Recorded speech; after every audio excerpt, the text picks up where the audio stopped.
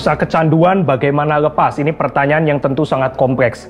Nah, Bapak Ibu sekalian, kecanduan itu tentu ada banyak macam. Tentu secara biologis juga ada pengaruhnya kepada tubuh kita. Anak-anak remaja biasa kecanduan main game. Ada juga penelitian yang mengatakan ada efek di saraf-saraf otak dan seterusnya. Tapi kita percaya juga bahwa ini semua suatu hal yang holistik. Bukan hanya masalah biologis yang harus ditangani, bisa berkonsultasi dengan dokter dan seterusnya. Tapi juga ada problem yang sifatnya spiritual. Nah, Bapak Ibu sekalian, saya percaya pertama-tama kita harus mengerti kenapa tubuh kita bisa kecanduan akan sesuatu, itu karena fakta kejatuhan manusia di dalam dosa.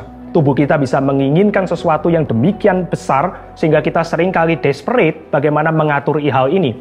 Nah, tetapi Bapak Ibu, kita juga harus mengerti tujuan daripada menyelesaikan kecanduan, getting sober, itu bukan yang utama.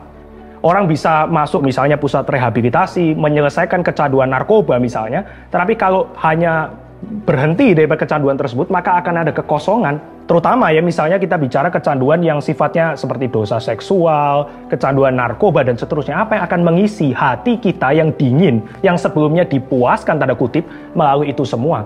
Maka ini yang harus kita bisa jawab. Maka Alkitab akan mengatakan satu-satunya yang mengisi hal tersebut, yang dapat memuaskan setiap keinginan kita adalah Tuhan Yesus. Nah, di dalam Alkitab, Tuhan Yesus pernah berbicara dengan perempuan Samaria.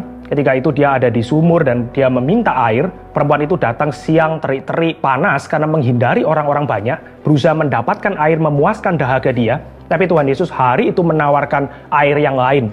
Bukan air jasmani, tetapi air hidup, yaitu diri dia sendiri.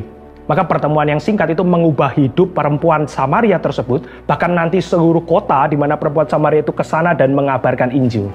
Maka Bapak Ibu, saya menganjurkan dua hal. Yang pertama, kita harus datang kepada Tuhan, kita harus meminta pertolongan Tuhan di dalam doa dan firman, tapi di sisi yang lain, kita juga memperjuangkan dengan tanggung jawab dan hikmat apa yang kita bisa lakukan, melibatkan orang lain, melibatkan orang tua, melibatkan rekan pelayanan, hamba Tuhan, bersama-sama daripada dua sisi tersebut kita memperjuangkan sober tanda kutip yang bukan sekedar beres daripada kecanduan.